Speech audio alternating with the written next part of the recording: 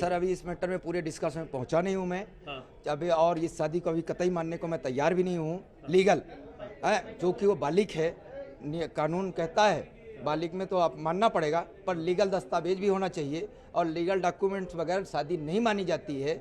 ऐसा तो हर लड़की हर मतलब 22 साल तक उस बच्ची को पाला हो, पढ़ाओ और फिर अपने बच्ची के हवाले किसी को कर दो। हमने वो दर्द भी देखा था जब आपकी बेटी नहीं मिल रही थी, हमने देखा आप कितने परेशान थे, कितने आप हैरान थे, वो हमने जब आप बिलख के रो रहे थे। मैं अपनी बच्ची को कैसे पाला हूँ, बच्चों को मैं जानता हूँ बहुत, और जीरो से लेके मैं कैसे उठाऊँ इस बात को भी मैं जानता हूँ, और मेरे बच्चे अच्छे से जानते हैं। मेरे बच्ची के साथ कुछ ऐसा हुआ है जिसकी अभी जानकारी पूरी निकालने में काफ़ी टाइम लगेगा और उस टाइम के लिए मैं थोड़ा सा समय लेना चाहूँगा। बशर्ते ये है कि बच्ची बिल्कुल इस शादी को वो नहीं है और मैं भी तैयार नहीं हूँ। बशर्ते बच्ची का पूरा माइंड, पूरी सारी चीज़ों का जांचें होना चाहिए और उसको बच्ची को कम से कम 1 हफ्ते के लिए एक पिता या आप खुद रखें अलग अपने पास कस्टडी में। इस बार मैं मांग करता हूं कि आप पिता के ना पास भेज के आप अपने पास अकेला उसको रखें 24 घंटे, और मैं भी बैठा हूं 24 घंटे। ये लगता है करण को आप जानते थे? कतई करण को कोई भी नहीं जानता था। लड़की भगी किसी और के लिए, बीच में एंट्री किसी और की हुई, बीच में किसी एंट्री और हुई। बच्ची जब घर से भाग जाती है, कोई भी हो, मेरी जगह किसी और की भी बच्ची जाएगी ऐसा तो रिटर्न, अगर वो लड़के के वजह से भगी है, वो लड़का मना कर देता है तो बच्ची को रिटर्न आने में आपने तस्वीर उल्टी टांगी थी और आपको ये जादू टोटका पे कहीं ना कहीं भरोसा था कि वापस आ जाएगी बेटी तो वापस आई, लेकिन मांग में सिंदूर थी। ये केस जो है ना कई एंगलों से मुड़ा है, जिसकी अभी मैं पूरी जानकारी जब तक नहीं ले लूं, जब तक मैं बताने में असमर्थ हूं। बाकी इस शादी को मैं मानने के लिए कतई तैयार नहीं हूं और इस शादी के लिए मैं जहां तक बाप होने के नाते मेरी ताकत होगी। आपको क्या लगता है कि बेटी को गुमराह किया, आपकी बेटी को कुछ गुमराह किया? 100% फंसाया गया कि आपकी बेटी को अगर नहीं मानी तो फिर बेटी का 10 दिन बाद अगर वो बोल देती है, 10 दिन बाद बोल देती है कि नहीं मैं इसी से शादी करूंगा, तो ये बाप का वादा है कि बड़े धूमधाम से तेरी शादी करेगा। और हाँ, उसी लड़के से अगर बच्ची बोल देगी 10 दिन बाद बच्ची बोल देती है कि मैं इसी लड़के से शादी करूंगा पापा, तो पापा बिल्कुल बेटी तैयार है, तेरे को 22 साल माना है और धूमधाम से शादी तेरी करेगा, भरपूर करेगा और तेरा स्वागत है पापा के घर पे। अपनी बेटी को धूमधाम तरीके से आप विदा करेंगे? बिल्कुल, 10 दिन बाद अगर वो बोल देती है तो। करण से आपकी कुछ, क्योंकि आप अपनी बेटी को लेने गए थे, करण तक कुछ बात हुई थी आपकी इस दौरान? करण से बात हुई है, उसने बोला कि मैं रेलवे स्टेशन में मिला रतलाम में, ये जा रही थी, बेटी सुसाइड करने वाली थी। फिर मैंने उसको पकड़ा, उसको समझाया बुझाया कि बेटा एक काम कर कि पापा से फोन में बात कर ले। करण का ऐसा मेरे को बताना हुआ कि पापा से फोन पे बात कर ले बेटा बोली नहीं मैं नहीं, आप शादी करोगे क्या?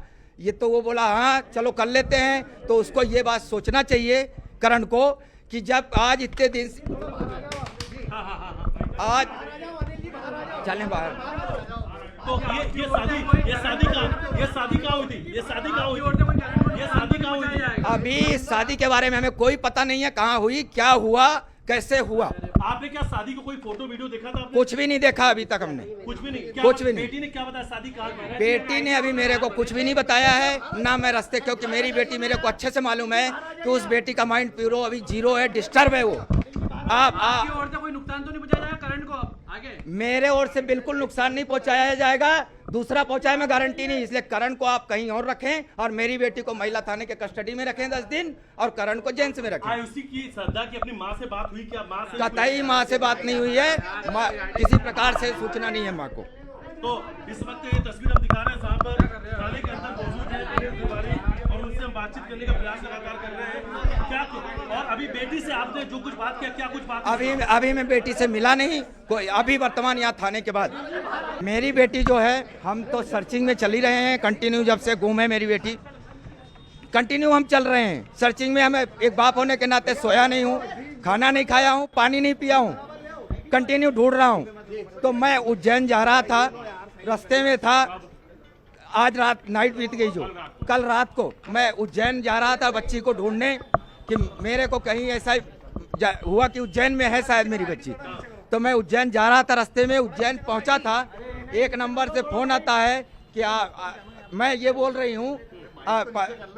हूँ पापा और मंदसौर में हूँ, आप मंदसौर आ जाएं। मैं बोला बेटा तुम मंदसौर में कहाँ हो, मेरे को बताओ, वहीं पे रुको। तो सामने ये जवाब आया कि मेरे पास 1 रुपए पैसे नहीं है, लड़के का। मैं बोला जो लड़का साथ में है, ठीक है। फोन आया बच्ची का, कि बच्ची का फोन आया रात को, समथिंग हम उज्जैन में थे, टाइमिंग ध्यान नहीं था क्योंकि मैं टाइम देखा नहीं था। तो बोलती पापा मैं ये बोल रही हूँ, मतलब रो रही थी और बोली मंदसौर में हूँ।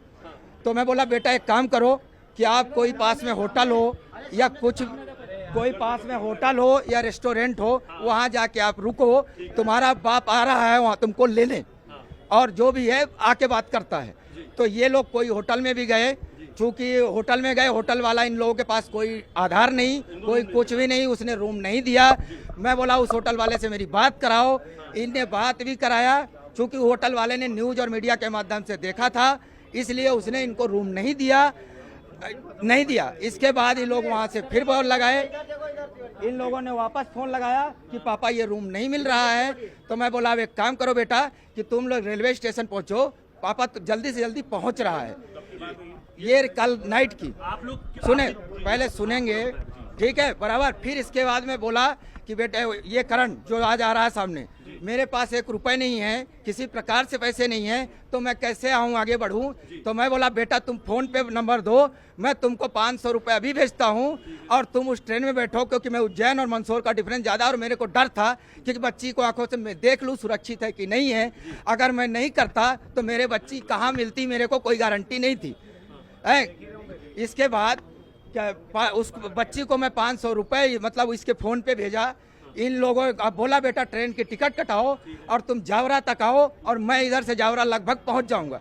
मेरे जावरा पहुंचने के पहले वो ट्रेन आ गई 1 घंटे पहले, इसका नंबर बंद हो गया। दूसरे किसी अदर नंबर से फ़ोन आता है कि मैं जावरा पहुँच गई हूँ पापा। मैं बोला बेटा बिल्कुल आप रुको, मेरे को समथिंग 40 से 45 मिनट लगेंगे जावरा पहुँचने में, आप अच्छे से धैर्य बना के रुको, या कि कोई बगल में पुलिस वाले हों, जीआरपी वाले तो होंगे, तो उनसे भी आप मिलके और सुरक्षित बैठो, डरो मत। सभी दोनों साथ में। क्या बेटी रो रही थी लगातार? बेटी, हाँ बेटी रो रही थी, बशर्ते वो कुछ बोल नहीं पा रही थी। और ये बंदा ये 500 रुपए, तिवारी जी वो 500 रुपए आपने किनको भेजा था? अपनी बेटी के? नो बेटी के नहीं, इसके फोन में मैं अपने भांजे दीपक चतुर्वेदी के फोन से डायरेक्ट भेजा था। करण को पैसा भेजा था आपने? जी 500 रुपए आने के लिए। जी। फिर आप जावरा कितने बजे पहुंचे? फिर ट्रेन आ गई 1 घंटे पहले, और ये जावरा उतर चुके थे। किसी दूसरे नंबर से फोन आता है कि आईडी थोड़ी नीचे करो। किसी दूसरे नंबर से फोन आता है कि पापा मैं उतर गई हूँ। तो और वहाँ से डिफरेंस समथिंग 45 किलोमीटर जावरा बचा हुआ था। मैं बोला मेरे को आने में रास्ता खराब है, कम से कम बेटा आधा 1 घंटा लगेगा, आप बैठिए, या कि कोई जीआरपी थाने वाले होंगे के हुए होंगे तो उनके पास जाके बैठिए और बात कराइए मेरी। तो ये कुछ नहीं, ये लोग वहीं बैठे रहे। हम पहुँचे, मैं पहुँचा, चूँकि मेरे को बहुत सारी चीज़ों का शक था। मैं बच्ची के पास रेलवे स्टेशन में मतलब बाहर खड़ा रहा, अंदर लेने के लिए उसके मामा जी को भेजा, उसके फूफा जी को भेजा, दीपक चतुर्वेदी मेरा भांजा है उसको भेजा। ये लोग बच्ची को लेके आए, कार में बैठाया, यहाँ हम सूचना दिए कि हमारी बच्ची मिल गई है, आगे आप बताएं क्या करना है। बोला गया आप सीधे थाना लेके आइए, और मैं सीधा थाने लाया और बच्ची को यहाँ छोड़ के मैं यहाँ से चला गया। आपके करण ने क्या बताया आपको? जब करण से आपकी बात हुई, करण ने आपको करण से बात हुई, करण ने मेरे को बताया कि मेरे को ये बच्ची रेलवे स्टेशन में मिली है रतलाम में, और ये काफ़ी डिस्टर्ब थी, ऐसा लग रहा था कि ये सुसाइड कर लेगी। तो मैं ऐसा लग रहा था कि ये सुसाइड करेगी, तो मैं उसको समझाया कि पापा या मम्मी से तू बात करा दे मेरी। तो ये वो बात कराने को तैयार नहीं थी, बोली शादी ही करना है, अगर वो हो तो चलो करो। तो फिर मैं जाके शादी कर लिया। तो आपको क्या लगता है कि तो सुने, तो मेरा पूछना था कि तुमने ऐसा शादी क्यों करने का बोला?